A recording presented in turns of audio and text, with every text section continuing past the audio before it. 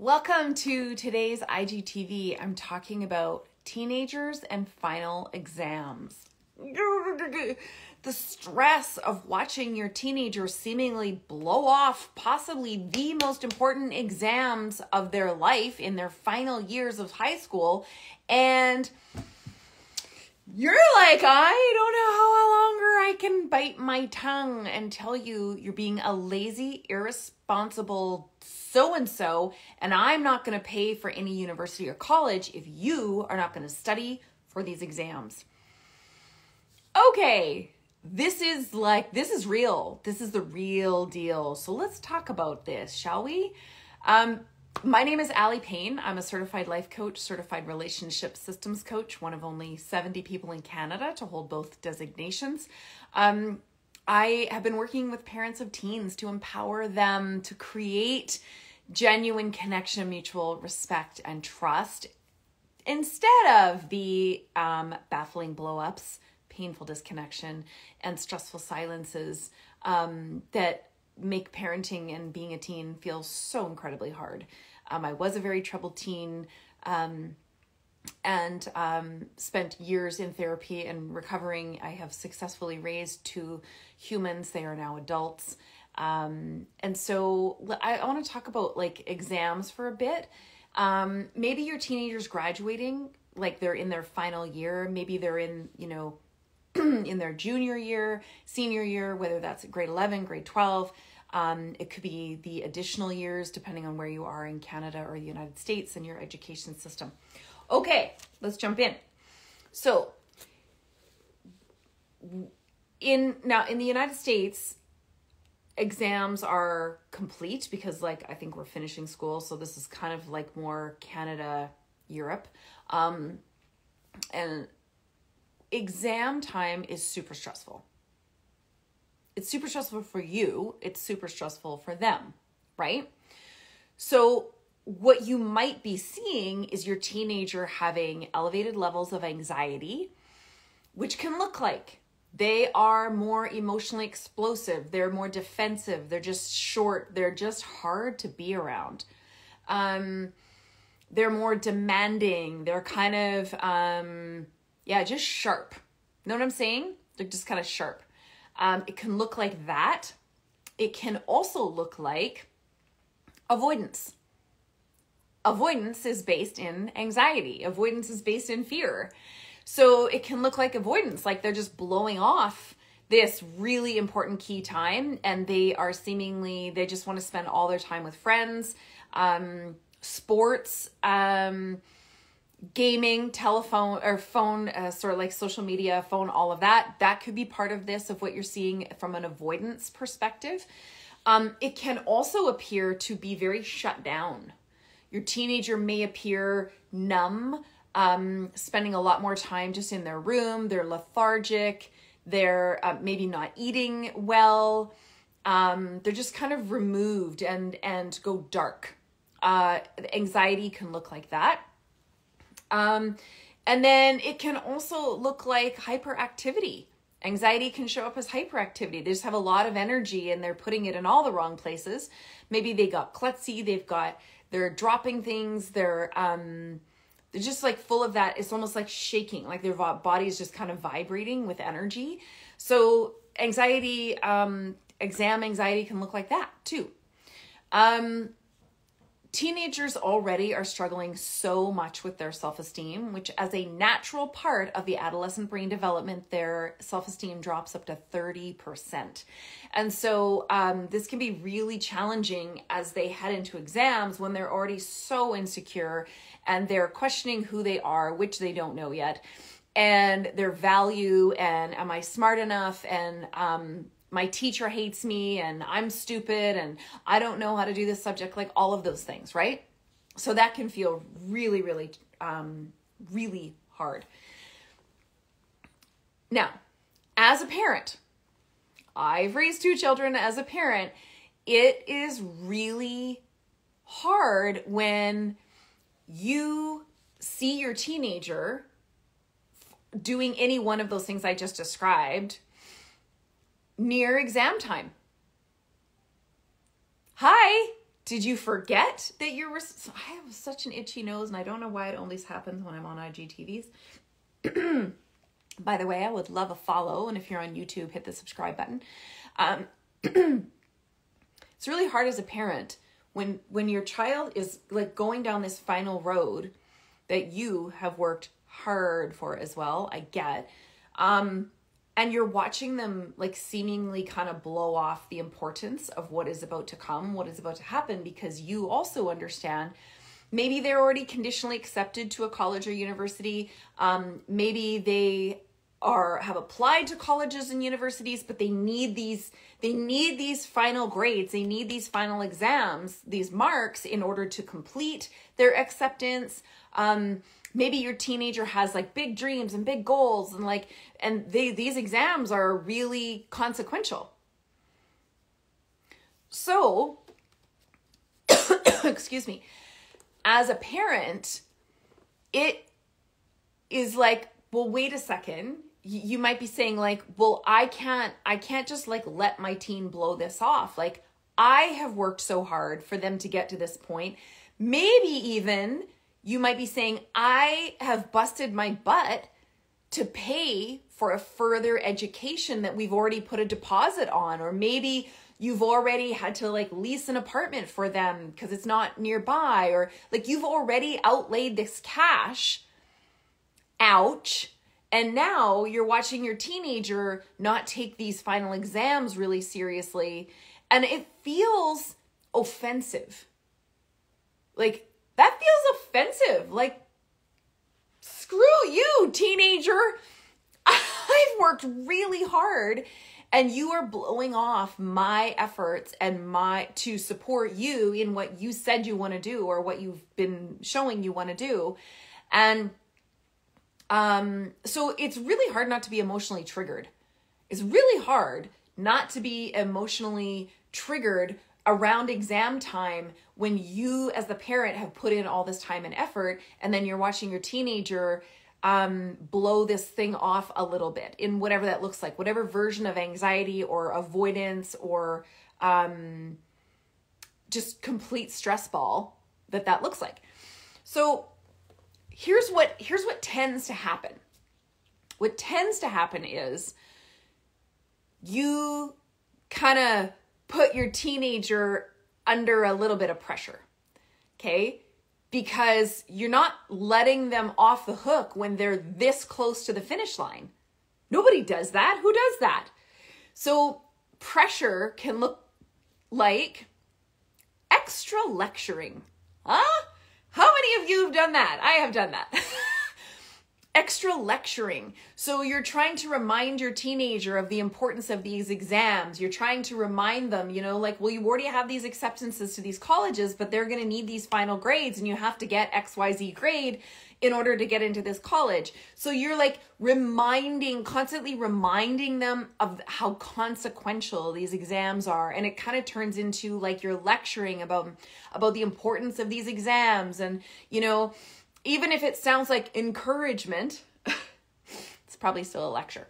Sorry. Oh, why is my nose so itchy? Of course, it's not itchy before I go on camera. So you're like encouraging by saying like, you can do this. And I know how bad you wanted this. And, if you just study for this pit, like, I know you can do it. So it sounds like encouragement, but really it's kind of like guilting and it's a bit manipulative and it's still kind of lecturing. That might be one of the ways that you're approaching exams. And then there's the grounding and the punishment way is like, look, dude or dudette, I am watching you appear to blow off the opportunity that you have in front of you that I've busted my ass for. And you are not going to take that for granted. So this whole, all of a sudden you're going out with your friends every night and you're like all these grad activities, which, that's like a whole other thing on top of it, right? Grad activities.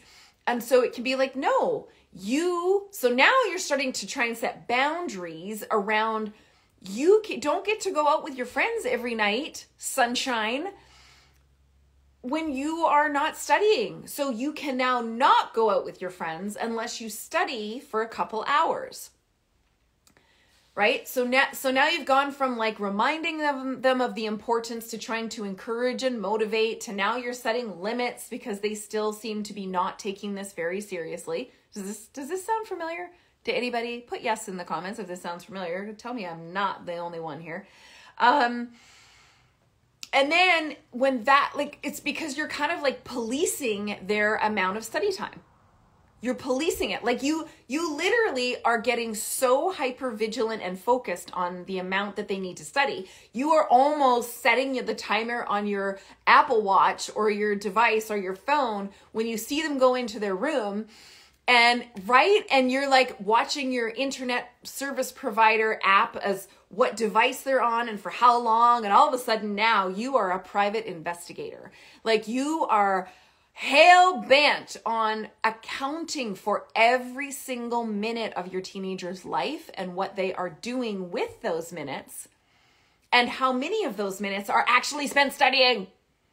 Because as an adult, oh, I love that you are all willing to play. Thank you. Thank you for letting me know I'm not alone. I love you all. I see you. I love you. Yes. Yes, yes. So now you're like an accountant as well, because now you're accounting for all the minutes in their life and how many minutes have been spent studying and how many minutes are not spent studying. And you're like, ah! So your stress level, you as the parent, your stress level is literally going like this, and you are becoming more escalated, less regulated, and you are starting to act out and behave in ways that are showing your level of stress and lack of regulation. You might even be dropping naggy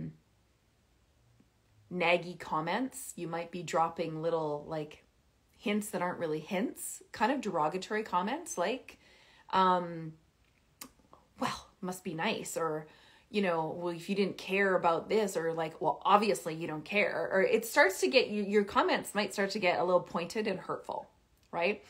And here's the thing, which is a great point. Thank you for commenting on that, that it's not about how much you repeat yourself. That's actually why I'm doing this today. It has nothing to do with how much you repeat yourself. So let's move off of that. Okay. So let's talk about what is driving this, shall we? The truth about what's actually going on under the surface is likely your fear story. Your fear story, which is not your teenagers. They have their own fear story. Trust me. Even though I know you say it doesn't, like they just don't care. They might not care, but they have their own anxiety and their own fears. But what's driving your behavior to become an accountant for the number of minutes they have in a day and what they are doing with every single minute, and a private investigator as to what they're doing in all of their other moments and times, so that you also need to now become the prison guard to where you are setting limits about what they are allowed to do in those minutes in their life when they are not investing enough of that time around studying, which is all really exhausting, even though some of it might be necessary. Okay, I'm not trying to say none of it's necessary. I'm just trying to let's talk about the truth, shall we? What is under that and driving that is often your fear story. Your fear of whatever the story is of them, I'm just going to say doing poorly on exams. Okay, I don't necessarily mean failing. I don't just poorly. So let's say they don't achieve the grade they need, like for maybe a college or a university or a scholarship or something, which a scholarship is a really big deal as a parent because of the financial burden, just the financial responsibility of paying for post-secondary education, which is not cheap. Okay, I know I got 2 kids and there's not cheap, right? Your fear story is what I want you to check out. What is the story? And if you're willing, I want you to type it in the comments. What is the fear that you have if your teenager doesn't get the grade they need? And that could be failing. It could be a specific mark, whatever. What's your fear? That what? Well, if they don't get into that college, then what? If they don't get into these colleges, which they have conditional acceptance, but they have to get this grade in order to complete and go, then what? Then they won't ever go to college? Maybe that's your fear story, that then they won't ever go to college, and then they're going to work at minimum wage for the rest of their life, and they're going to have to live at home because they can't afford a place in this economy. And now you are going to be stuck with an adult child living in your house because you have failed as a parent. I want you to name it. This is the catastrophizing of the fear story that goes on, that is driving your current behavior, which is actually not supporting your teen in the way that I think you would hope. Now, I am not saying that that fear story is not valid. I'm not saying that fear story is true. I'm not saying that your projection of your fear of some future that has not happened is true, but I'm saying that fear is real. Does that make sense? Do you get the difference? That fear of seeing your teenager, and I think no one believes in your teenager and sees their greatness and their potential in their life and their world more than you, the parent. Because you have been with them every single moment, from the first moment they peed all over you trying to change their diaper, through all of the scraped knees and the snotty noses and the tears and the crappy school experience or the friend challenges or learning sports and all of that to where they are now. No one sees and believes in their greatness more than you. And that is what makes you an amazing parent. And I love you for that. And your teenager might not love you for that right now, but I love you for that. The dark side of that being the parent who loves your child so much that you see all of the things they're capable of and you see their potential, the dark side of that is the fear story that you have if what you have perceived is going to happen in their life or could, doesn't. Now, I'm here to say right now, again, God bless you for loving your child so much. But even that great best case scenario that you currently believe about your child, that crystal ball, that snow globe that you shake and you see all of these wonderful things happening for them, that's also not truth. Could be, might not be. I don't know. It's not truth. So when your teenager isn't studying for exams, they are not going against truth. They are walking out their truth every moment.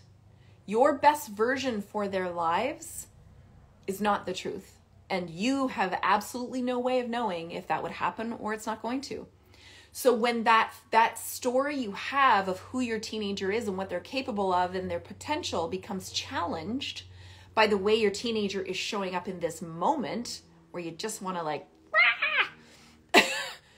lay hands on them, it challenges what you want to be true, which sends your brain into a state of fight or flight, which then brings up all those behaviors that I talked about, where you're policing every moment. Now you're an accountant about all the details. Now you're like removing privileges and all these things. What I'm trying to get in this story, in this IGTV, is what's happening in your experience right now is real and is true. But the whole story that we're talking about right now is about you. Writing the exams, your teenager graduating and writing exams is not actually about you. You're already an amazing parent. I believe that. You're here. You are already an amazing parent. So them writing their exams and how they're doing on that, it's not defining you as a parent. It is not a measure of your value as a parent. It is not a measure of your morality, good or bad. This whole fear story that's driving your behavior is about you. They are the one who is living the story. You are watching the story be written and perhaps don't like this chapter. I get it. But your teenager is the one living their own life, living the story.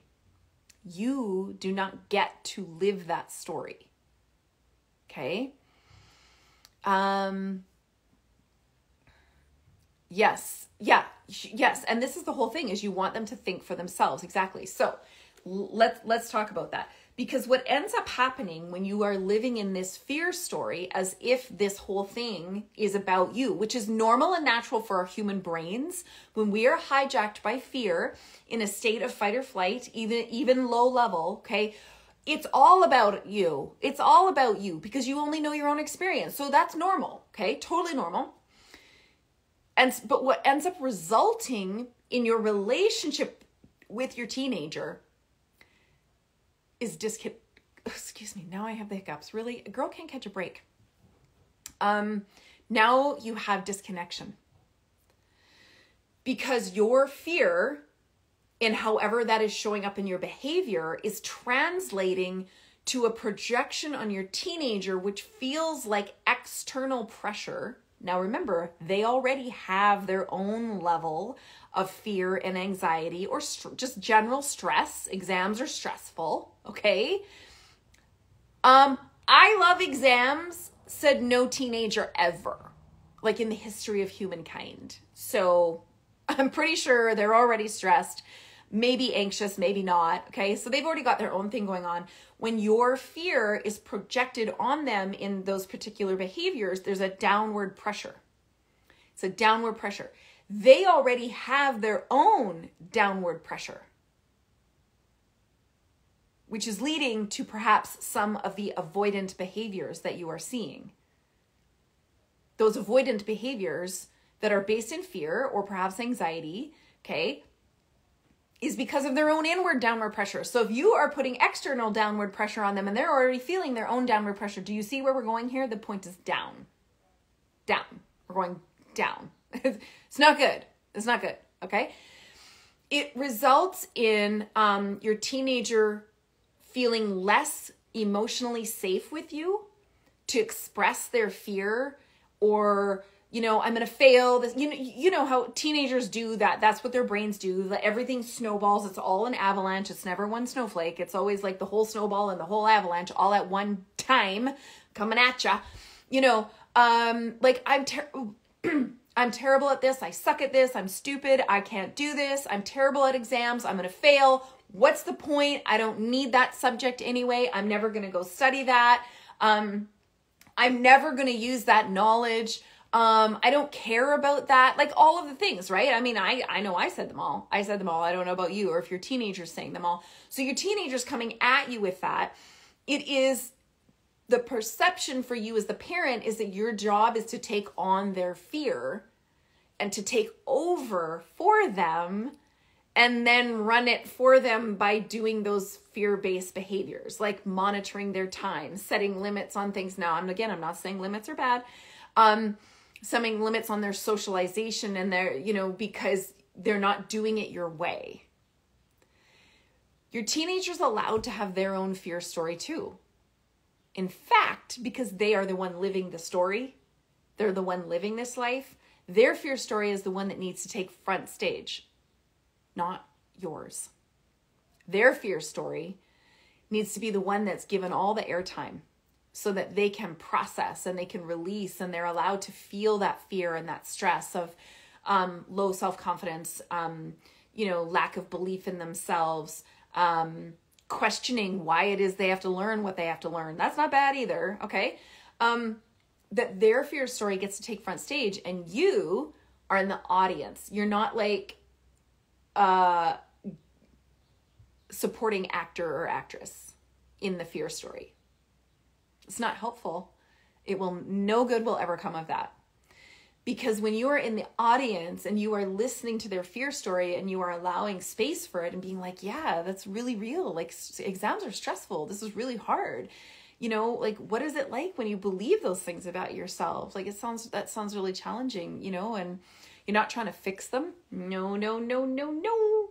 Because that's what your fear story, that's what happens in our brains. You get triggered. So we go into, I got to fix you. I got to fix you. This can't happen. Ah, right? So you're listening, doing empathy and validation. Then and only then can you do some encouraging, but not encouraging because it's a backhanded version of just do it my way and things will work out, you so-and-so. Not that. That's manipulation. The encouragement only can come after you have sat in the audience, the metaphorical audience, and you've given them the metaphorical stage for their fear story to have space and time to be processed, right?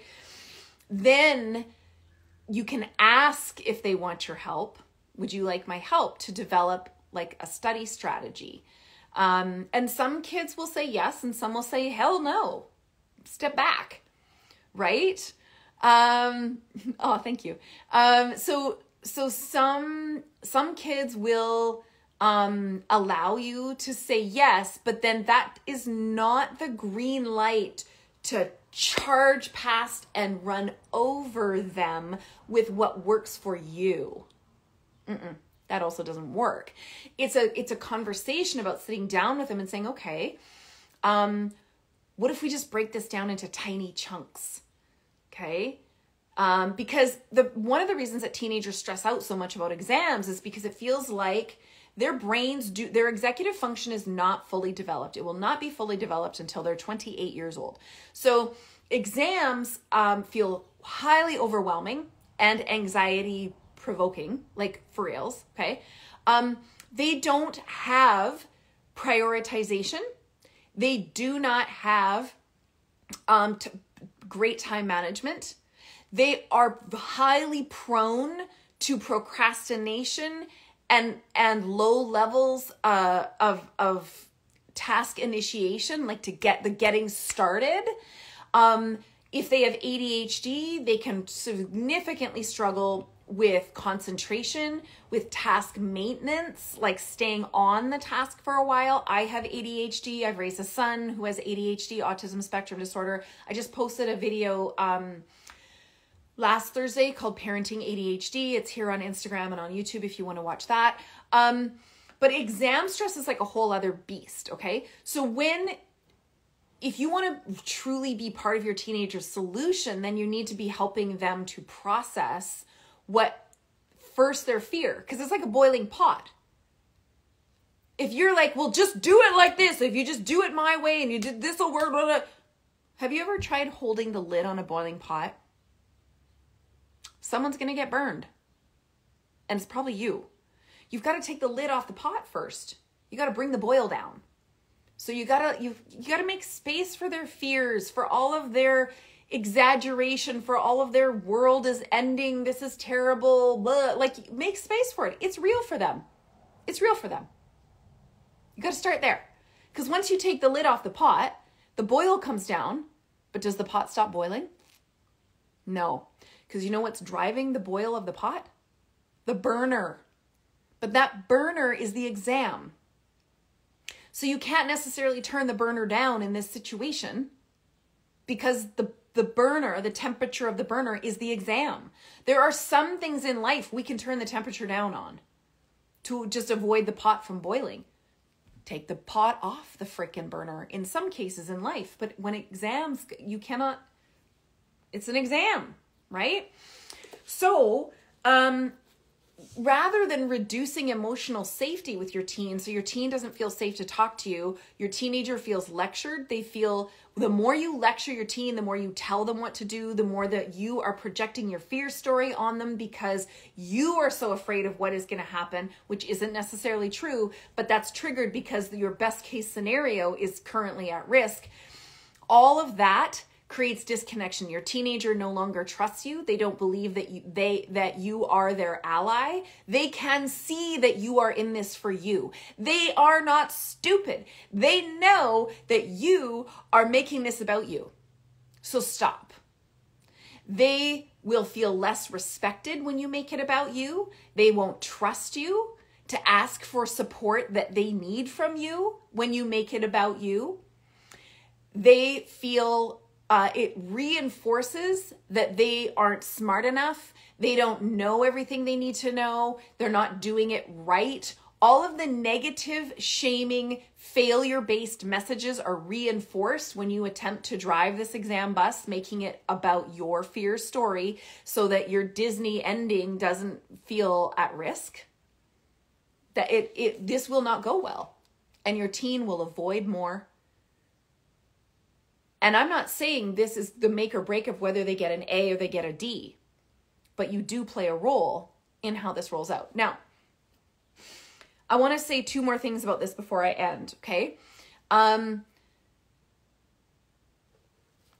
me talk about humiliation for a second. Okay, so let's say your teenager writes the exam and they don't get the grade they need, or maybe they do fail it, okay? What happens in there in science research, okay, is there's a moment of humiliation. It's a sting.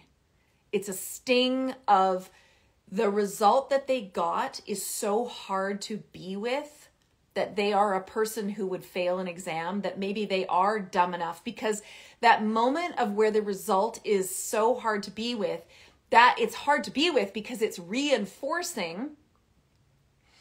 It is reinforcing all of the really low self-esteem, negative messages that your teen is already really struggling with in their brain. And that result of them failing or not getting the grade that they needed now makes those negative stories true. That's why it's so hard to be with.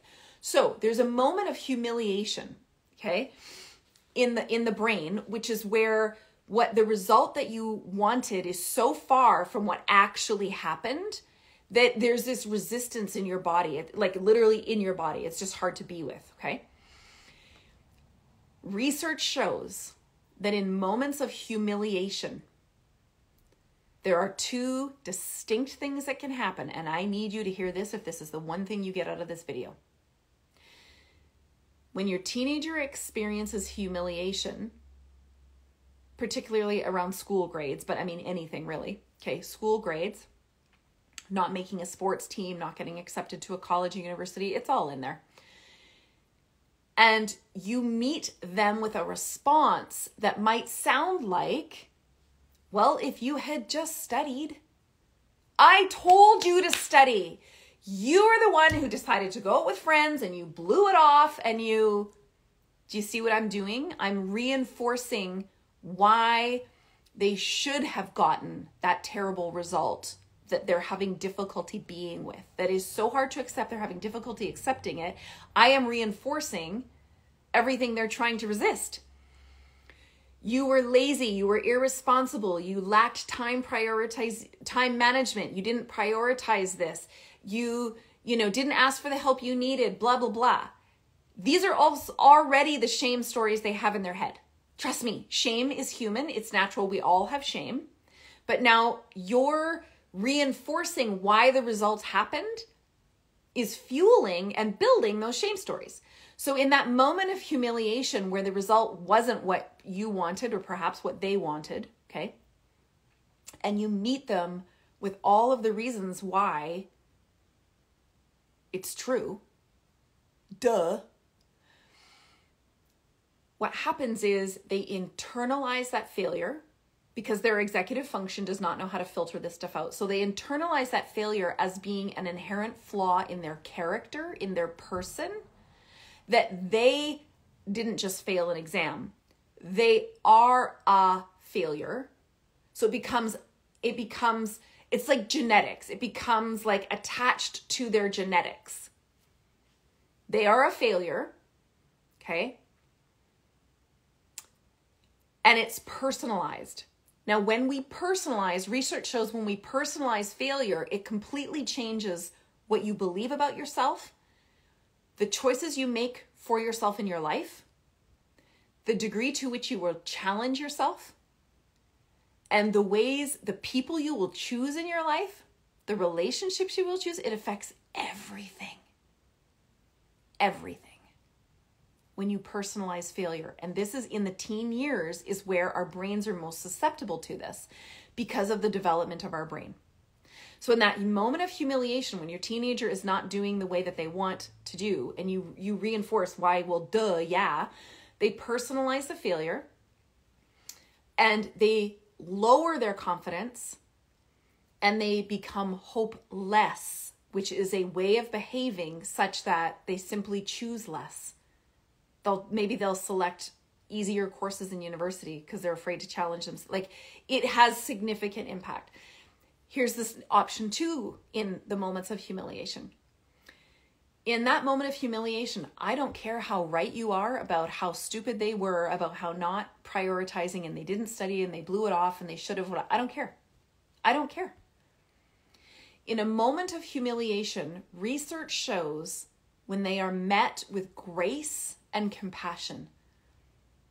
Grace and compassion being defined as, oh, I'm so sorry. I know that isn't the outcome that you wanted. You don't need to be right about what they did or didn't do. It's not the outcome they wanted. That's not the outcome that you wanted. Yeah. Research shows that in a moment of humiliation, when your teenager is met with grace and compassion, they do not internalize that failure as an inherent flaw in their character, their person, their being, their value, and their worth. That they go through the hard suck of the result, that hard sucky time of the result. They integrate it, not internalize, they integrate it, okay? And they build confidence because they learn from it and become more resilient, so they continue to choose hard things, challenge themselves, and grow. That's how fundamental that moment of humiliation is. I have parents who have written me and said that their teenager did this exact same thing. They blew off an exam. They didn't study the way that they knew they should have. And all she wanted to say was, well, if you had studied more, this wouldn't have happened. But she took my program and she said, instead I looked at him and said, it must be really hard for you when the result you got is not the result that you wanted.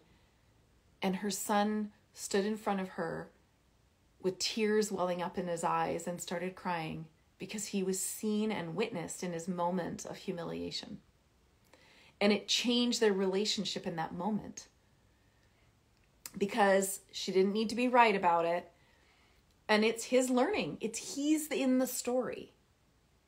She can't rescue him from it, but he's in the story. And so he can learn and adjust. And that's not the moment where you say, well, what do you want to do differently next time? No. Their feelings take front stage first. You don't get to, well, how are you going to adjust? What are you going to do differently next time? That's solving and fixing. You're not going to do that. You're not going to do that till much later, if necessary, and only if asked, okay? The last thing I want to say about this is I also have parents going through advanced placement, like high-level exams with students right now who are under so much pressure, they're literally drowning. And these teenagers, these parents who've taken my program, is instead of forcing their teen to, do the exam when they're already so stressed out and they already have the grades perhaps they need to get into whatever program, or they're going to graduate anyway, whether they completely bomb this test, they have been a trusted and safe place for their teenager to process their fear around and overwhelm and stress around this advanced placement exam, such that their teenager has made the choice to opt out of that exam. Their teenager has made the choice that is right for them to opt out of that exam because it's right for them. Yes, there's consequences to it, but it's not as consequential as some other things. And as hard as that is for that parent, they're like, I instead was their trusted advisor and their sounding board that didn't lecture them or tell them what to do based on my fear story projecting on them. I let them come to their own choice, and I'm standing beside them in that choice, and they are fully informed of like the consequence of what that would look like. And that is a really challenging place to be, and it's a hard skill to learn. And these are the things that I talk about in my program, is these 3 key foundations that show up relative to exams is emotional safety, how to be a safe person, how to create meaningful conversation with your teen when if they don't trust you, they're not going to talk to you, so that you can connect in a way that builds mutual trust and respect, and that you are the person that your teenager turns to instead of hides from. So if you're interested in what that looks like, if you're here on Instagram, you can tap my name. There's a link in my profile. It's all covered in my free masterclass, How to Transform Your Moody Teen. Those are my proven 3-step framework, all science-backed and researched, as well as test and tried on my own kids. And everything I wanted as a teen. You can get that via the link in my profile. If we're here on YouTube, there'll be a link underneath. And thank you. And there is also, if you go to my website, alliepayne.com, there's a big pink banner on the top. You can just test on that. It's a free masterclass. You can get there and register now to hear more about this, because I believe you're an amazing parent, and I think your teenager really is doing the best they can, even if it's not in a way you would like. And being a parent of a teen doesn't need to feel so hard, and I don't want exams to be the thing that takes down your relationship with your teen. So just head there now and watch that free masterclass, and I look forward to seeing you next week here on Instagram or YouTube. Thanks for joining me today, everybody.